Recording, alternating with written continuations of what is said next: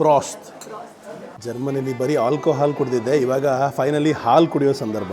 ಅದು ವಿಶ್ವದ ಅತ್ಯಂತ ಸುಂದರವಾದ ಹಾಲಿನ ಕೇಂದ್ರದಲ್ಲಿ.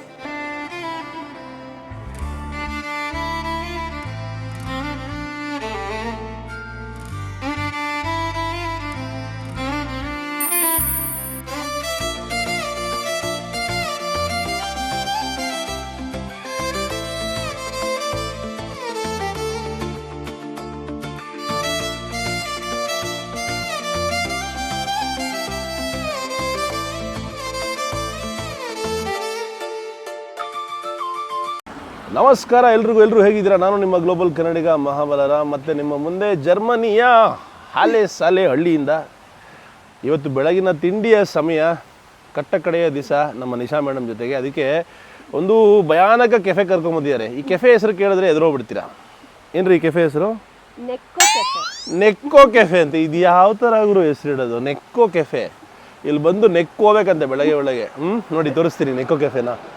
ಕಾಣಿಸ್ತಾ ಇದೆಯಾ? ನೆಕ್ಕೋ ಕೆಫೆ. ಬನ್ನಿ ಇವತ್ತು ಬೆಳಗಿನ ತಿಂಡಿ ಏನು ಸಿಗುತ್ತೆ ಇಲ್ಲಿ ಈ ನೆಕ್ಕೋ ಕೆಫೆಯಲ್ಲಿ ಅಂತ ಟ್ರೈ ಮಾಡುವ. ನೆಕ್ಕೋ ಕೆಫೆ ನೋಡೋಕೆ ತುಂಬ ಚೆನ್ನಾಗಿದೆ. ಸಿಕ್ಕಾಪಟ್ಟೆ ಒಳ್ಳೊಳ್ಳೆ ಚೀಸ್ ಕೇಕ್ ಎಲ್ಲ ಜೋಡಿಸಿದ್ದಾರೆ ಇಲ್ಲಿ. ವಾವ್, ನೋಡ್ರಿ ಹೆಂಗಿದೆ ಚೀಸ್ ಕೇಕ್ಗಳು.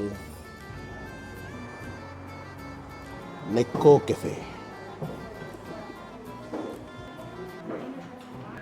ಇಡ್ಲಿ, ದೋಸೆ, ರೈಸ್ ಬಾತು, ಖಾರ ಬಾತು, ಕೇಸರಿ ಬಾತು, ಪೊಂಗಲ್ ತಿಂದು ನಮಗೆ ಜರ್ಮನಿಗೆ ಬಂದು ಬ್ರೆಡ್ಡು ಜಾಮು ಕೊಡ್ತಾರೆ. ಇದನ್ನು ಇವರು ಬ್ರೇಕ್ಫಾಸ್ಟ್ ಅಂತ ಕರೀತಾರೆ.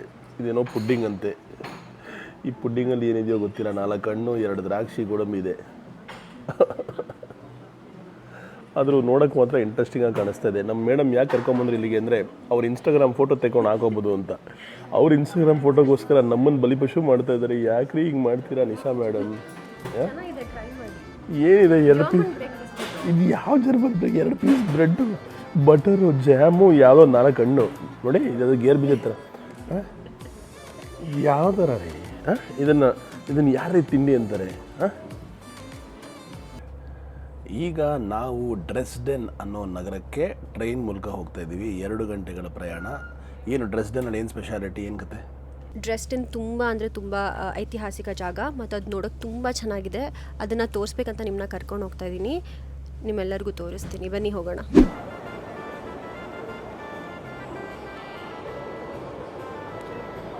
ನೀವೀಗ ನೋಡ್ತಾ ಇರುವಂತಹ ಜಾಗ ಲೈಪ್ಸಿಗ್ ರೈಲ್ವೆ ಸ್ಟೇಷನ್ನು. ತುಂಬಾ ಚೆನ್ನಾಗಿ ಡಿಸೈನ್ ಮಾಡಿದ್ದಾರೆ. ನಾವು ಡ್ರೆಸ್ಡೆನ್ಗೆ ಹೋಗ್ತಾ ಇದ್ದೀವಲ್ಲ, ಆನ್ ದ ವೇ ಇಲ್ಲಿ ಒಂದು ಟ್ರೈನ್ನ ಚೇಂಜ್ ಮಾಡುವಂತಹ ಸಮಯ. ಇಲ್ಲಿ ಯಾವ ಥರ ಡಿಸೈನ್ ಮಾಡಿರ್ತಾರೆ ಅಂದರೆ ರೈಲ್ವೆ ಸ್ಟೇಷನನ್ನು, ನೀವು ರೈಲ್ವೆ ಸ್ಟೇಷನಲ್ಲೇ ಒಂದು ದೊಡ್ಡ ಮಾಲ್ನ ಕೂಡ ನೋಡ್ಬೋದು. ಎಲ್ಲ ರೀತಿಯ ಅಂಗಡಿಗಳು, ಕೆಫೆ, ಊಟ ತಿಂಡಿಯ ಜಾಗ, ಹೂವಿನ ಅಂಗಡಿ, ಹಾಗೆ ಬ್ಯಾಂಕ್ಗಳು, ATMಸು, ರೆಸ್ಟೋರೆಂಟ್ಸು, ಪ್ರತಿಯೊಂದೂ ಇದರೊಳಗೆ ಇರುತ್ತೆ. ಆಚೆ ಹೋಗೋ ಅವಶ್ಯಕತೆನೇ ಬರಲ್ಲ. ದೊಡ್ಡ ಗಡಿಯಾರ ಕೂಡ ಹಾಕಿದ್ದಾರೆ. ವಿನ್ಯಾಸ ತುಂಬ ಚೆನ್ನಾಗಿದೆ. ಹಾಗೆ ಒಳಗೂ ಕೂಡ ಮೆಗ್ಡಿ ಮತ್ತು ಸ್ಟೇಷನ್ ತುಂಬ ದೊಡ್ಡದಾಗಿದೆ. ಮತ್ತು ಇಲ್ಲಿ ಜನಗಳು ಸೈಕಲ್ಲು ಮತ್ತು ಏನೇನು ಓಡಿಸ್ತಾ ಇರ್ತಾರಲ್ಲ ರೋಡಲ್ಲಿ, ಅದನ್ನು ಹಾಗೆ ತೊಗೊಂಬರ್ತಾರೆ. ಈ ಸ್ಕೂಟರ್ಸ್ ಎಲ್ಲ ಅದನ್ನು ಟ್ರೈನ್ ಒಳಗೆ ಹಾಕ್ಕೊಂಡು ತೊಗೊಂಡು ಹೋಗ್ತಾರೆ. ನೋಡಿ ನಮ್ಮ ರೈಲ್ವೆ ಸ್ಟೇಷನ್ ಎಷ್ಟು ವಿಶಾಲವಾಗಿದೆ. ಒಂದೊಂದು ಪ್ಲಾಟ್ಫಾರ್ಮ್. ಅಲ್ಲಿ ಹೋಗ್ತಾ ಇದ್ರೆ ಹಾಗೆ ಟ್ರೈನ್ ಹತ್ಕೊಂಡು ಹೋಗ್ತಾ ಇರ್ಬೋದು. ಈಗ ಬಂದಿದ್ದೀವಿ ಪ್ಲ್ಯಾಟ್ಫಾರ್ಮ್ಗೆ.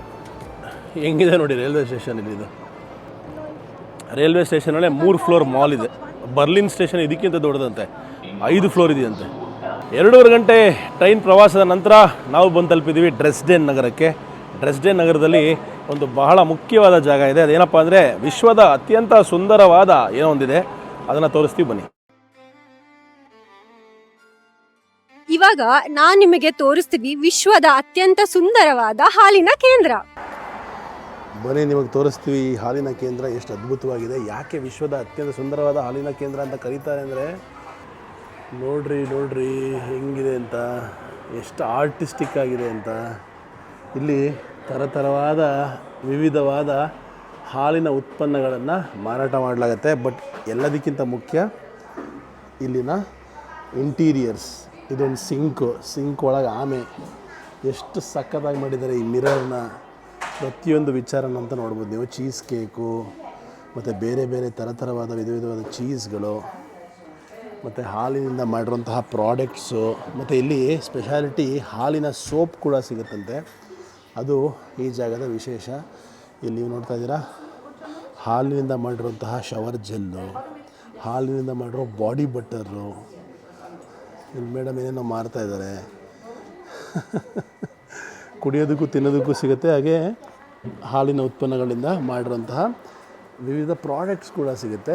ಅದು ಇಲ್ಲಿಯ ವಿಶೇಷ. ಈಗ ಹಾಲನ್ನು ಕೊಡ್ತಾ ಇದ್ದಾರೆ, ಫ್ರೆಶ್ ಹಾಲು. ವಾವ್, ಎಷ್ಟು ಚೆನ್ನಾಗಿ ಕಾಣಿಸ್ತಾ ಇದೆ ನೋಡಿ, ಫ್ರೆಶ್ ಹಾಲು. ಆಹಾ, ಬನ್ನಿ ಬನ್ನಿ ಬನ್ನಿ. ಜರ್ಮನಿಲಿ ಬರೀ ಆಲ್ಕೋಹಾಲ್ ಕುಡಿದಿದ್ದೆ, ಇವಾಗ ಫೈನಲಿ ಹಾಲು ಕುಡಿಯೋ ಸಂದರ್ಭ. ಅದು ವಿಶ್ವದ ಅತ್ಯಂತ ಸುಂದರವಾದ ಹಾಲಿನ ಕೇಂದ್ರದಲ್ಲಿ. ಒಳಗೂ ಅಷ್ಟೇ ನೋಡಿ, ಎಂಥ ಲೊಕೇಶನ್ಗಳು. ಹಾಲು ಕುಡಿದ್ರು ಇಂಥ ಜಾಗದಲ್ಲಿ ಕುಡಿಬೇಕು.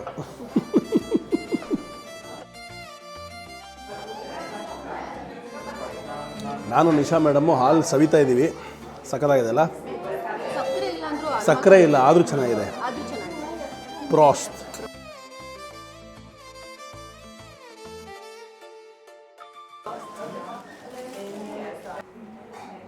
ಮೇಲೆ ಹಸುಗಳನ್ನೆಲ್ಲ ಇಟ್ಟು ಎಕ್ಸ್ಪ್ಲೇನ್ ಮಾಡಿದ್ದಾರೆ. ಅಂದರೆ ಹಳೆ ಕಾಲದ ಸಮಯದಲ್ಲಿ ಯಾವ ರೀತಿ ಇರ್ತಾಯಿತ್ತು ಸಾಕು ಪ್ರಾಣಿಗಳು, ಆ ರೀತಿ.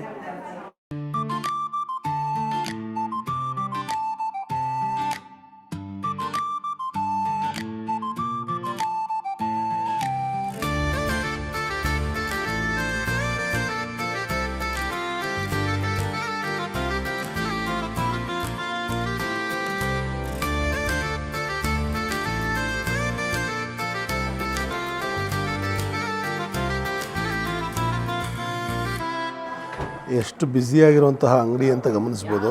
ವಿಶ್ವದ ಮೂಲೆ ಮೂಲೆಯಿಂದ ಈ ಜಾಗಕ್ಕೆ ಹಾಲಿನ ಬೇರೆ ಬೇರೆ ಉತ್ಪನ್ನಗಳನ್ನು ಸವಿಯೋದಕ್ಕೋಸ್ಕರ ಬರ್ತಾರೆ. ಹಾಗೆ ಎಲ್ಲದಕ್ಕಿಂತ ಮುಖ್ಯವಾಗಿ ಇನ್ಸ್ಟಾಗ್ರಾಮ್ಗೆ ಫೋಟೋ ತೆಗೆಸ್ಕೊಳ್ಳೋಕ್ಕೋಸ್ಕರ ಬರ್ತಾರೆ, ಎಸ್ಪೆಷಲಿ ನಮ್ಮ ನಿಶಾ ಮೇಡಮು. ಇಲ್ಲಿ ಒಂದು ದೊಡ್ಡ ಸ್ಟೋರ್ ಕೂಡ ಮಾಡಿದ್ದಾರೆ. ಈ ಸ್ಟೋರಲ್ಲಿ ಸಾಕಷ್ಟು ಟೈಲ್ಸ್ ಗೋಡೆ ಮೇಲೆ ಹಾಕಿದ್ದಾರಲ್ಲ, ಅದೇ ರೀತಿಯ ಟೈಲ್ಸನ್ನು ಮಾರ್ತಾಯಿದ್ದಾರೆ. ಹಸು ಎಲ್ಲ ಡೈರಿ ರಿಲೇಟೆಡ್ಡು, ತುಂಬ ಚೆನ್ನಾಗಿದೆ ಅಂಗಡಿ. ಇಲ್ಲೂ ಅಷ್ಟೇ ಚೀಸ್, ಮನೇಲಿ ಚೀಸ್ ಇರುತ್ತೆ, ಬಟರ್ ಇರುತ್ತೆ, ಅದನ್ನೆಲ್ಲ ಇಡೋದಕ್ಕೆ ಒಂದು ರೀತಿಯ ಪಾತ್ರೆಗಳು, ಪಿಂಗಾಣಿ ಪಾತ್ರೆಗಳು, ತುಂಬ ಚೆನ್ನಾಗಿದೆ. 2,500 ಒಂದಕ್ಕೆ. ಹಾಗೆ ಗೋಡೆ ಮೇಲೂ ಸಾಕಷ್ಟು ಹಾಲಿನ ಉತ್ಪನ್ನಗಳು. ಮತ್ತು ಇಲ್ಲಿ ಮುಖ್ಯವಾಗಿ ಹಾಲಿನ ಸೋಪು, ಇದು ಇಲ್ಲಿ ಬಹಳ ಫೇಮಸ್ ಅಂತ ಕೇಳ್ಪಟ್ಟಿದ್ದೀನಿ. ಹಾಲಿನಿಂದ ಮಾಡಿರೋ ಸೋಪು ಇದು ಅಷ್ಟೇ. ಹಾಂ, ಇಲ್ಲಿ ನೋಡಿ, ಇಲ್ಲಿ ಕಾಣಿಸ್ತಾ ಇದೆಯಾ, ಎಷ್ಟು ಬೆಳ್ಳಗಿದೆ ನೋಡಿ, ಗಮ್ಮಂತ ಇದೆ. ಮೋಸ್ಟ್ಲಿ ಸ್ವಲ್ಪ ಆರ್ಟಿಫಿಷಿಯಲ್ ಸೆಂಟೆಲ್ಲ ಆ್ಯಡ್ ಮಾಡ್ತಾರೆ. ಬಟ್ ಇದು ಈ ಪಾತ್ರೆಗಳಿದೆಯಲ್ಲ ಭಾಳ ಹಳೇದಾಗಿ, ಹಳೆಯ ಸ್ಟೈಲಲ್ಲಿದೆ. Very nice. ಸೊ ಇಲ್ಲಿದೆಯಲ್ಲ, ಇದು 800 ರೂಪಾಯಿ ಒಂದು ಸೋಪ್ಗೆ. This is milk soap, right? Milk soap. ಈ ಥರ ಪಾತ್ರೆ ಇದ್ದರೆ ಜಾಸ್ತಿ. ಇದು 4.5 ಯೂರೋ, 440 ರೂಪಾಯಿ. ಈಗ ಇಲ್ಲಿ ರೆಸ್ಟೋರೆಂಟ್ ಇದೆ, ಮತ್ತು ಕೆಫೆ ಮತ್ತು ರೆಸ್ಟೋರೆಂಟು, ಅಲ್ಲಿಗೆ ಹೋಗ್ತಾ ಇದ್ದೀವಿ. ಮೇಲ್ಗಡೆ ಇರೋ ರೆಸ್ಟೋರೆಂಟು ಸಾಧಾರಣವಾಗಿದೆ, ಕೆಳಗಡೆ ಥರ ಗ್ರ್ಯಾಂಡಾಗಿ ಏನೋ ಆರ್ಟಿಸ್ಟಿಕ್ಕಾಗಿ ಏನೂ ಮಾಡಿಲ್ಲ. ಅದಕ್ಕೆ ಏನಾದ್ರು ಬಂದು ಟ್ರೈ ಮಾಡೋಣ ಅಂತ ಅಂದ್ಕೊಂಡ್ವಿ, ಒಂದು ಕೇಕನ್ನು ತೊಗೊಳ್ಳೋಣ ಅಂತ. ಬಟ್ ಇಡೀ ಮೆನು ಜರ್ಮನಿಯ ಭಾಷೆಯಲ್ಲಿದೆ, ಟ್ರಾನ್ಸ್ಲೇಟ್ ಮಾಡಿ ಏನಾದ್ರು ಒಂದು ಟ್ರೈ ಮಾಡಿ ಹೊರಡ್ತೀವಿ. 2 ಸುಂದರವಾದ ಕೇಕ್ನ ತೊಗೊಂಡ್ವಿ. ಒಂದು ಕೇಕ್ಗೆ 450 ರೂಪಾಯಿ ಏನೋ ಬೀಳ್ತಾಯಿದೆ, 4 ಯೂರೋ ಎಷ್ಟು. ಇದು ಚೆರಿ ಕೇಕು, ಇದು ಆ್ಯಪಲ್ ಪಿಸೆ ಅಂತೇನೋ ಹೇಳಿದ್ರು, ಅರ್ಥ ಆಗಲಿಲ್ಲ ಏನು ಅಂತ. ಚೆನ್ನಾಗಿ ಕಾಣಿಸ್ತದೆ. ರುಚಿ ನೋಡಿ ಹೇಳ್ತೀನಿ ಹೇಗಿದೆ ಅಂತ. ಅದೇ ಹೇಗಿದೆ ಅಂತ ನೀವು ಹೇಳಿ ನಿಶಾ ಅವರೇ, ಇದು ಹೇಗಿದೆ ಅಂತ ನಾನು ಹೇಳ್ತೀನಿ. ಓಕೆನಾ? ಚೆನ್ನಾಗಿದೆ, ಇದನ್ನು ಟ್ರೈ ಮಾಡೋಣ. ಇದು ಸ್ವಲ್ಪ ಕಲರ್ಫುಲ್ಲಾಗಿ ಕಾಣಿಸ್ತಾ ಇದೆ.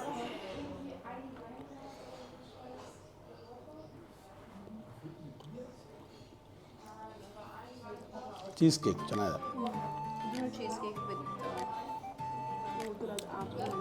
ಈ ಅಂಗಡಿನೇ ಸಂಪೂರ್ಣವಾಗಿ ಡೈರಿ ಪ್ರಾಡಕ್ಟ್ಸ್ ಮೇಲೆ ಬೇಸ್ ಆಗಿರೋದ್ರಿಂದ ಪ್ರತಿಯೊಂದೂ ಆ ಚೀಸು, ಹಾಲು ಇದ್ರ ಮೇಲೇ ಮಾಡಿದ್ದಾರೆ. ಊಟ ತಿಂಡಿನೂ ಸಿಗುತ್ತೆ. ಬಟ್ ನಾವು ಡಿಸೈಡ್ ಮಾಡಿದ್ವಿ ಡೈರಿ ಅಂಗಡಿಗೆ ಬಂದು ಊಟ ತಿಂಡಿ ಮಾಡಿದ್ರೆ ಏನೂ ಅರ್ಥ ಇಲ್ಲ, ಬೇರೆ ಕಡೆ ಊಟ ಮಾಡೋಣ, ಇಲ್ಲಿ ಬರೀ ಕೇಕ್ ಟೇಸ್ಟ್ ಮಾಡೋಣ ಅಂತ. ನೈಸ್.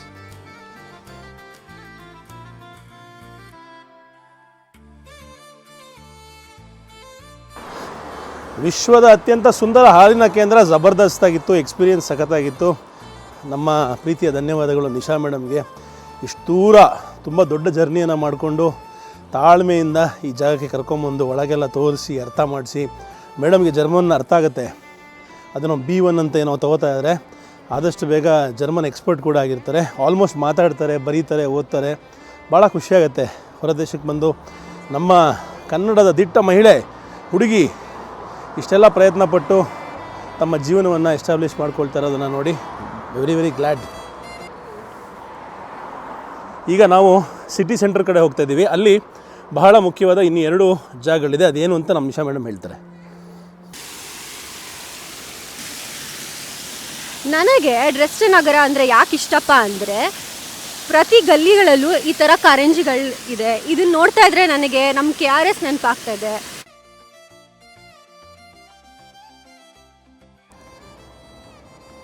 ಡ್ರೆಸ್ಡೆನ್ ನಗರದ ಅತ್ಯಂತ ಮುಖ್ಯವಾದ ಲ್ಯಾಂಡ್ಮಾರ್ಕಿಗೆ ಬಂದು ತಲುಪಿದ್ದೀವಿ. ಇದರ ಹೆಸರು ಜ್ವಿಂಗರ್ ಪ್ಯಾಲೇಸ್. ಇದು ಮಿಡಿವಲ್ ಕಾಲದ ಬರೋಕ್ ಆರ್ಕಿಟೆಕ್ಚರ್ನ ಸಂಕೇತ. ಡ್ರೆಸ್ಡೆನ್ ನಗರವನ್ನು ಫ್ಲೋರೆನ್ಸ್ ಆಫ್ ಎಲ್ಬೆ ಅಂತ ಕರೀತಾರೆ. ಈ ಒಂದು ಜಾಗ ತನ್ನ ಬರೋಕ್ ಆರ್ಕಿಟೆಕ್ಚರ್ಗೆ ಬಹಳ ಬಹಳ ಫೇಮಸ್ಸು. ಈ ಜಾಗದಲ್ಲಿ, ನಗರದಲ್ಲಿ ಯುರೋಪ್ ಖಂಡದ ಅತ್ಯಂತ ದೊಡ್ಡ ಟ್ರೆಷರ್ ಚೆಸ್ಟ್ ಇತ್ತಂತೆ. ಅದರ ಹೆಸರು ಗ್ರೀನ್ ವಾಲ್ಟ್ ಅಂತ. ಇದರಲ್ಲಿ ಬಹಳ ಬಹಳ ಅಮೂಲ್ಯವಾದ ಜ್ಯುವೆಲರಿ, ಹಾಗೆ ಚಿನ್ನ, ಬೆಳ್ಳಿ, ಮುತ್ತು, ರತ್ನ, ಹವಳ ಮತ್ತು ಯುರೋಪಲ್ಲಿ ಏನು ಫೇಮಸ್ಸು ಆರ್ಟ್, ಈಗೇನು ಮೊನಾಲಿಸಾ ಅಥವಾ ಬೇರೆ ಬೇರೆ ಪೇಂಟಿಂಗ್ಸ್ ಅಂತ ಹೇಳ್ತೀವಲ್ಲ, ವಿಶ್ವದ ಅತ್ಯಂತ ಉನ್ನತವಾದ ಆರ್ಟಿಸ್ಟ್ಗಳು ಮಾಡಿದಂತಹ ಕಲಾಕೃತಿಗಳನ್ನು ಕೂಡ ಕೂಡಿಟ್ಟಂತಹ ಜಾಗ ಈ ಒಂದು ಡ್ರೆಸ್ಡೆನ್ ನಗರ. ಇನ್ನೊಂದು ಬಹಳ ಇಂಟ್ರೆಸ್ಟಿಂಗ್ ವಿಚಾರ ಡ್ರೆಸ್ಡೆನ್ ನಗರದ ಬಗ್ಗೆ ಏನಪ್ಪ ಅಂದರೆ, ವಿಶ್ವದ ಮೊಟ್ಟ ಮೊದಲ ಕಾಫಿ ಫಿಲ್ಟರ್ ಕೂಡ ಕಂಡುಹಿಡಿದಿದ್ದು ಇದೇ ಊರಿನಲ್ಲಿ. ಮತ್ತು ಮಾಡ್ರನ್ ಟೂತ್ ಪೇಸ್ಟ್ ಅಂತ ನಾವೇನು ಕರಿತೀವಿ, ಇವತ್ತು ನಾವು ಬಳಕೆ ಮಾಡುವಂತಹ ಟೂತ್ ಪೇಸ್ಟ್ ಕೂಡ ಇದೇ ನಗರದಲ್ಲಿ ಕಂಡುಹಿಡಿದಿದ್ದು ವಿಶೇಷ. ಬಟ್ ಇದಕ್ಕಿಂತ ಎಷ್ಟೋ ಸಾವಿರ ವರ್ಷದ ಹಿಂದೆಯೇ ನಮ್ಮ ಭಾರತ ದೇಶದಲ್ಲಿ ಚಾರ್ಕೋಲ್ ಪುಡಿ, ಉಪ್ಪಿನ ಪುಡಿ, ಎಷ್ಟೋ ಪುಡಿಗಳಲ್ಲಿ ಆಯುರ್ವೇದಿಕ್ ವಿಷಯಗಳಲ್ಲಿ ನಾವು ತುಂಬ ಮುಂದೆ ಇದ್ವಿ. ಆದರೆ ಈ ಮಾಡ್ರನ್ ಟೂತ್ ಪೇಸ್ಟ್ ವಿಚಾರಕ್ಕೆ ಬಂದರೆ ಡ್ರೆಸ್ಡೆನ್ ನಗರ ಫಸ್ಟ್ ಶುರು ಮಾಡಿದ್ದಂತೆ. ವೆರಿ ಇಂಟ್ರೆಸ್ಟಿಂಗ್ ಅಲ್ವಾ? ಸಾಕಷ್ಟು ರೀತಿಯ ವಿನ್ಯಾಸಗಳನ್ನು ನಾವು ವಿಶ್ವದಲ್ಲಿ ನಿಮಗೆ ತೋರಿಸಿದ್ದೀನಿ. ಈ ಒಂದು ಜಾಗದ ಬರೋಕ್ ವಿನ್ಯಾಸ ಬಹಳ ವಿಶೇಷ. ರಾಜನ ತಲೆ ಮೇಲೆ ಇರುವಂತಹ ಕಿರೀಟದ ಮಾದರಿಯಲ್ಲಿ ಒಂದು ಕಿರೀಟವನ್ನು ಎಷ್ಟು ಚೆನ್ನಾಗಿ ವಿನ್ಯಾಸ ಮಾಡಿದ್ದಾರೆ ನೋಡ್ಬೋದು. ಇದು ಇಲ್ಲಿನ ಪ್ಯಾಲೇಸ್ನ ಸುತ್ತಮುತ್ತ ತುಂಬ ಕಾರ್ಯ ನಡೀತಾ ಇದೆ, ತುಂಬ ಕೆಲಸಗಳನ್ನ ಮಾಡ್ತಾ ಇದ್ದಾರೆ. ಅದಕ್ಕೋಸ್ಕರ ಸದ್ಯಕ್ಕೆ ಈ ಸ್ಥಿತಿಯಲ್ಲಿದೆ. ಅದು ಬಿಟ್ಟರೆ ಈ ಒಂದು ಜಾಗವನ್ನು ನೋಡೋದಕ್ಕೆ ತುಂಬ ಖುಷಿಯಾಗುತ್ತೆ. ಅದು ಇವತ್ತಿನ ವೆದರು, ವಾತಾವರಣ ಸಾಕಾಗಿದೆ.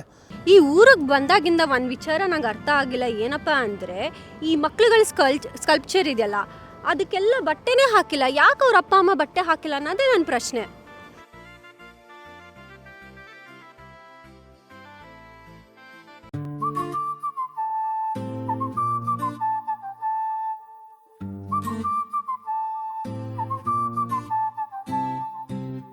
ಅರೆ ಆಗೋ ಹಾಗಿದೆ ಹೃದಯಾಘಾತ, ಇದಕ್ಕೆಲ್ಲ ಕಾರಣ ನಿನ್ನ ನೋಟ. ಮನ ತೇಲಿ ಹೋಗಿದೆ ಹಂತ ಹಂತ, ನಲು ಮೇಲಿ ಬೀಳಲು ಆದೆ ಸ್ವಂತ. ನಿಂದೆ ಹಂಬಲ, ಬೇಗ ಬೆಂಬಲ ನೀಡು ನನ್ನಲ್ಲಿ. ಮೂಡಿದೆ ಚಂದನೆ ಗೊಂದಲ, ಆಸೆ ಗೊಂಚಲ, ಈಗ ಹಂಚಲ ಮೆಲ್ಲ ನನ್ನಲ್ಲಿ. ಎಲ್ಲೆಡೆ ನಿನ್ನದೇ ಸಪ್ಪಳ, ನನ್ನ ನೆರಳಿಗೂ ಕೂಡಾದೆ ನಾನು ಮರುಳು. ಕಿರುಬೆರಳಿಗೂ ಹರುಷ ನಿನ್ನ ಸ್ಪರ್ಶ ಸಿಗಲು ಬಂತು ನೋಡು. ಕನಸಿನ ಸರದಿಯ ಸಾಲು,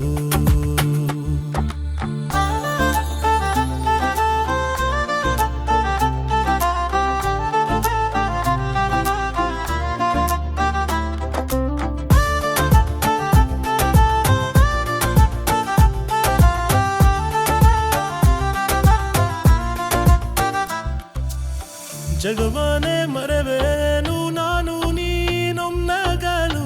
ಬೆಚ್ಚನೆ ಪ್ರೀತಿಲಿ ಬಚ್ಚಿ ಇಡುವೆ ನಿನ್ನನ್ನು. ನನ್ನ ಜೀವವೇ ಹೋದರೂ ನಿನ್ನ ಬಿಡೆನು. ನಾನನ್ನೇ ಎರೆವೆ ನಿನ್ನಿಂದಾರೆ ಈಗ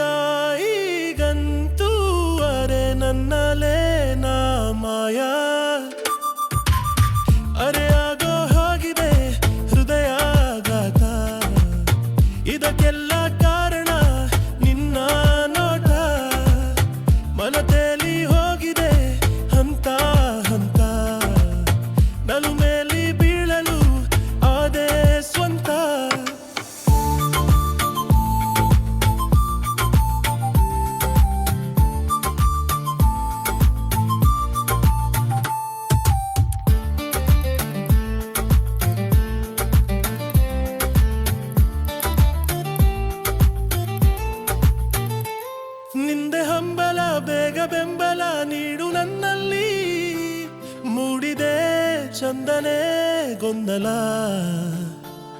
ಆಸೆಗೊಂಚಲ ಈಗ ಹಂಚಲ ಮೆಲ್ಲ ನನ್ನಲ್ಲಿ ಎಲ್ಲೆಡೆ ನಿನ್ನದೇ ಸಪ್ಪಳ.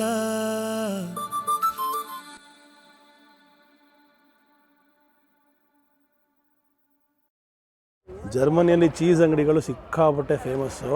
ಎಂತೆಂಥ ಚೀಸ್ ಈ ಜಾಗದಲ್ಲಿ ಇಟ್ಟಿದ್ದಾರೆ ಅಂತ ನೋಡಿದ್ರೆ ಆಶ್ಚರ್ಯ ಆಗುತ್ತೆ. ಓ ಮೈ ಗಾಡ್, ಇಷ್ಟೊಂದು ವೆರೈಟಿ ಆಫ್ ಚೀಸಾ!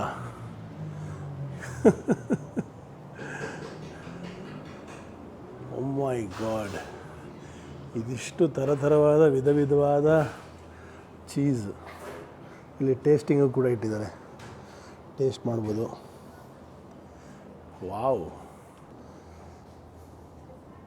ಕೊನೆಗೂ ನಮ್ಮ ನಿಶಾ ಮೇಡಮ್ ಜೊತೆಗೆ ನಮ್ಮ ಈ ಒಂದು ಪ್ರವಾಸ ಮುಗಿತಾ ಬಂದಿದೆ. ಎಷ್ಟು ಅದ್ಭುತವಾಗಿ ನಮ್ಮನ್ನ ನೋಡಿಕೊಂಡ್ರು. ಗ್ಲೋಬಲ್ ಕನ್ನಡಿಗನ್ನ ಸಾಕಷ್ಟು ಅವರ ಸುತ್ತಮುತ್ತ ಊರಿಗೆ ಸುತ್ತಾಡಿಸಿದ್ರು. ಪ್ರತಿಯೊಂದು ವಿಷಯನೂ ಚಿಕ್ಕ ವಿಷಯನೂ ಅಚ್ಚುಕಟ್ಟಾಗಿ ತೋರಿಸಿದ್ರು. ಸಾಕಷ್ಟು ಅವರಿಂದ ಕಲಿತೆ. ಮತ್ತು ಅವರ ಒಂದು ಮನಸ್ಥಿತಿ, ಎಷ್ಟು ಕಷ್ಟಪಟ್ಟು ಇಲ್ಲಿ ಬಂದು ಇಷ್ಟಪಟ್ಟು ಕೆಲಸ ಮಾಡಿಕೊಂಡು ಓದ್ಕೊಂಡು ಮನೆಯನ್ನು ನೆಕ್ಸ್ಟು ಅಪ್ಪ ಅಮ್ಮನ ನೋಡ್ಕೋಬೇಕು, ನನ್ನ ಫ್ಯೂಚರ್ ಬಗ್ಗೆ ನೋಡ್ಕೋಬೇಕು ಅನ್ನೋ ಒಂದು ಕಾಳಜಿ ನಂಗೆ ತುಂಬ ಇಷ್ಟ ಆಯಿತು. ಈ ಒಂದು ಗ್ಲೋಬಲ್ ಕನ್ನಡಿಗರಿಗೆ ನಮ್ಮ ಕಡೆಯಿಂದ ತುಂಬ ಹೃದಯದ ಧನ್ಯವಾದಗಳು. ಹೇಗನ್ನಿಸ್ತು ಗ್ಲೋಬಲ್ ಕನ್ನಡಿಗನ ಹೋಸ್ಟ್ ಮಾಡಿದ್ದಕ್ಕೆ ನಿಮ್ಮ ನಿವಾಸದಲ್ಲಿ? ನಂಗೆ ತುಂಬ ಅಂದರೆ ತುಂಬ ಖುಷಿ ಆಯಿತು. ಈಗಲೂ ನಂಬೋಕ್ಕಾಗ್ತಿಲ್ಲ ನೀವು ಬಂದು ನಮ್ಮ ಜೊತೆ ಇದ್ರಿ ಮತ್ತು ನಾನು ನಿಮಗೆ ಹಾಳೆ ಎಲ್ಲ ತೋರಿಸ್ಬೋದಿತ್ತಂತ. ನಂಗೆ ತುಂಬ ಅಂದರೆ ತುಂಬ ಖುಷಿ ಆಯಿತು. ತುಂಬ ಧನ್ಯವಾದಗಳು. ಮತ್ತೆ ಸಿಗೋಣ. ನಿಮ್ಮ ತಂದೆ ತಾಯಿಯವ್ರಿಗೂ ಕೂಡ ನಮಸ್ಕಾರಗಳು. ಮೈಸೂರಲ್ಲಿದ್ದಾರೆ, ಅವ್ರ ಜೊತೆಗೂ ಕೂಡ ಫೋನಲ್ಲಿ ಮಾತಾಡಿದೆ, ಭಾಳ ಖುಷಿಯಾಯಿತು. ಅವರ ಪ್ರೀತಿಯ ತಮ್ಮ ಕೂಡ ಇದ್ದಾನೆ, ತಂಗಿ ಕೂಡ ಇದ್ದಾರೆ, ಅವ್ರಿಗೂ ಕೂಡ ನಮಸ್ಕಾರಗಳು. ಎಲ್ಲ ಮೈಸೂರಿನ ನಿವಾಸಿಗಳಿಗೂ ಕೂಡ ನಮಸ್ಕಾರಗಳು. ಯಾಕಂದರೆ ಮೈಸೂರು ಹುಡುಗಿ, ಮೈಸೂರು ಬೆಂಗಳೂರು ಏರಿಯಾಲ್ಲ ನಾವು ಮರೆತು ಇಡೀ ಕರ್ನಾಟಕ ಒಂದಾಗುವಂತಹ ಪ್ಲ್ಯಾನೇ ಗ್ಲೋಬಲ್ ಕನ್ನಡಿಗ. ಬಟ್ ಆದ್ರೂ ನಮ್ಮ ಊರು, ನಮ್ಮ ಏರಿಯಾಗಳು ನಮಗೊಂಥರ ಪ್ರೀತಿ ಅಲ್ವಾ. ಹೊರಡುವಂತಹ ನಿಟ್ಟಿನಲ್ಲಿ ನಾನು ನಮ್ಮ ಗ್ಲೋಬಲ್ ಕನ್ನಡಿಗ ವಾಹಿನಿಯ ವತಿಯಿಂದ ನಮ್ಮ ನಿಶಾ ಅವ್ರ ಮೇಡಮ್ಗೆ ನಮ್ಮ ಸ್ಟಿಕ್ಕರು, ನಮ್ಮ ಮ್ಯಾಗ್ನೆಟ್ಟು, ಹಾಗೆ ಒಂದು ಸ್ಪೆಷಲ್ ಅಪ್ರಿಸಿಯೇಷನ್ಗೋಸ್ಕರ ನಾನು ಹಾಕ್ತಾಯಿದ್ದಂತಹ ಬ್ಯಾಡ್ಜನ್ನು ಅವ್ರಿಗೆ ಕೊಡ್ತಾಯಿದ್ದೀನಿ. ಅವರು ಗ್ಲೋಬಲ್ ಕನ್ನಡಿಗಾಗಿ ಇದನ್ನು ಸಾಧ್ಯವಾದಾಗೆಲ್ಲ ಧರಿಸ್ಬೇಕು ಅನ್ನೋದು ನಮ್ಮ ಆಶಯ. ಈ ಒಂದು ಪಿನ್ನು ನಿಮಗೋಸ್ಕರ. ಜೈ ಕರ್ನಾಟಕ ಮಾತೆ, ಜೈ ಭುವನೇಶ್ವರಿ.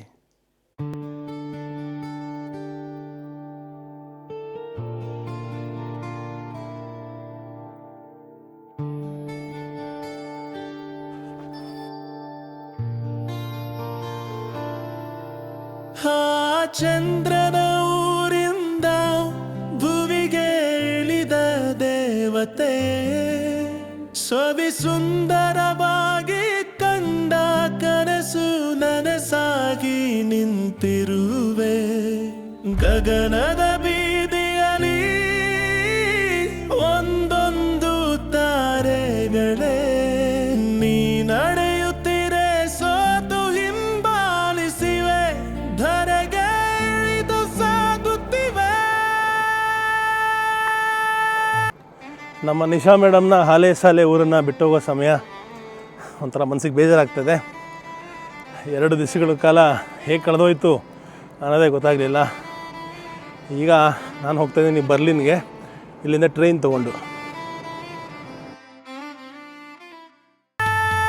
ಪ್ರೇಮ ಪ್ರೇಮ ನನ್ನ ಪ್ರಾಣ, ನಿನ್ನ ಮೇಲೆ ನನಗಿರುವ ತೃಪೆ. ಪ್ರೇಮ ಪ್ರೇಮ ಪ್ರಾಣ ನನ್ನ ಕನಸು ನೀನೇ, ನನಗೆ ವಿಶ್ವವೇ.